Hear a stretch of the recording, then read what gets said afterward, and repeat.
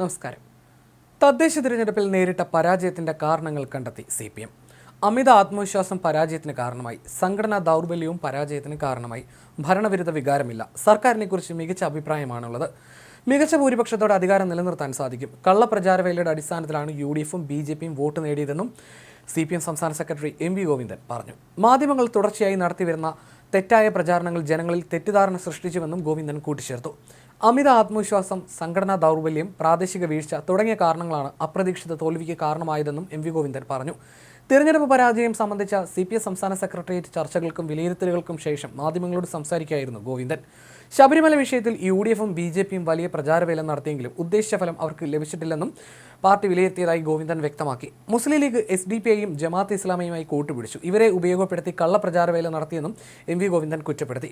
Voting കണക്ക് നോക്കിയാൽ 60 നിയമസഭാ മണ്ഡലങ്ങളിൽ വ്യക്തമായ ലീഡുണ്ട്. ലോക്സഭാ തെരഞ്ഞെടുപ്പിനേക്കാൾ വോട്ട് ശതമാനം തദ്ദേശ തെരഞ്ഞെടുപ്പിൽ ഉയർന്നു.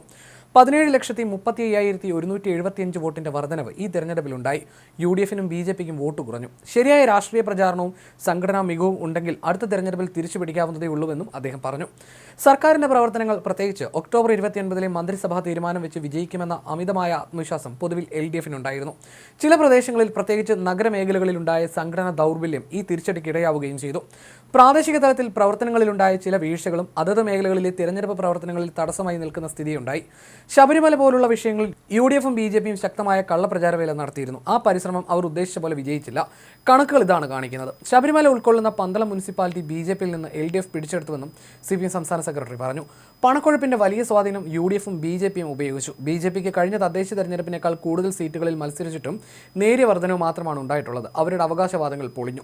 പാലക്കാട് പോലും കേവല ഭൂരിപക്ഷം നേടാനായില്ല. യഥാർത്ഥത്തിൽ BJPയെ നേരിട്ടതും പ്രതിരോധിച്ചതും LDF ആണെന്നും MV ഗോവിന്ദൻ പറഞ്ഞു. വികസന നേട്ടങ്ങൾ ജനങ്ങൾ തിരിച്ചറിയാതിരിക്കാൻ വർഗീയ പ്രചരണത്തിലൂടെ വോട്ട് പിടിക്കാൻ ശ്രമിക്കുകയായിരുന്നു ഇരു മുന്നണികളും. തിരുവനന്തപുരം കോർപ്പറേഷനിൽ BJP ജയിച്ച 43 ഇടങ്ങളിൽ UDF 3-ാം സ്ഥാനത്താണ്. സംസ്ഥാനത്തൊട്ടാകെ ഇതേ രീതിയിൽ പരസ്പരം വോട്ട് കൈമാറ്റം നടന്നിട്ടുണ്ടെന്നും ഗോവിന്ദൻ പറഞ്ഞു. തിരഞ്ഞെടുപ്പിൽ അപ്രതീക്ഷിതമായി ഉണ്ടായ പരാജയം സംബന്ധിച്ച് വിശദമായ പരിശോധനയാണ് പാർട്ടി നടത്തിയത്. അപ്രതീക്ഷിത പരാജയം ശരിയായ ദിശാബോധത്തോടെ വിലയിരുത്തി നിയമസഭാ തെരഞ്ഞെടുപ്പിൽ നല്ല മുന്നേറ്റം സൃഷ്ടിക്കാൻ സാധിക്കുമെന്നാണ് പാർട്ടി തീരുമാനിച്ചിരിക്കുന്നതെന്നും ഗോവിന്ദൻ പറഞ്ഞു. കേരളത്തിൽ അവസാനം നടന്ന പാർലമെന്റ് തെരഞ്ഞെടുപ്പിൽ 33.6% വോട്ടാണ് ഇടതുമുന്നണിക്ക് ലഭിച്ചത്. ഇപ്പോഴത് 39.73% ഉയർന്നു. പാർലമെന്റ് തെരഞ്ഞെടുപ്പിനേക്കാൾ 17 ലക്ഷത്തിലധികം വോട്ടുകളുടെ വർധനവ് LDFിനുണ്ടായിട്ടുണ്ട്. UDFിനും BJPക്കും ലോക്സഭാ തെരഞ്ഞെടുപ്പിനെ അപേക്ഷിച്ച് വോട്ട് കുറയുകയാണ് ഉണ്ടായിട്ടുള്ളത്.